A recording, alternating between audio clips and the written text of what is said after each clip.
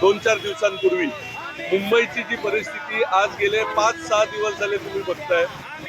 भारतीय जनता पार्टीचं सरकार जेव्हापासून या मुंबई महानगरपालिकेत आलेलं आहे, त्यांनी एक दावा केला होता की 100% नाल्यांची सफाई झालेली आहे. यावर्षी मुंबईची तुंबई आम्ही होऊन देणार नाही. पण पहिल्या 3 पावसांमध्ये मुंबईची तुंबई झाली.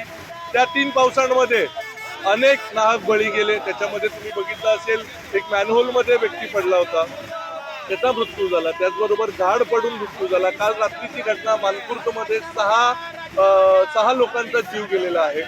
आज मिसिंग लिंक सारखा प्रोजेक्ट ज्या या सरकारने एवढा मोठा गवगवा केला मिसिंग लिंकचा, आज त्याची अवस्था बघा. सगळीकडे हे सरकार अपयशी सरकार ठरलेलं आहे आणि त्याच्या निषेधार्थ म्हणून आज महाराष्ट्र नवनिर्माण सेना गोरेगाव विधानसभेतर्फे आम्ही अमित साटम यांचा राजीनाम्याची मागणी करतोय.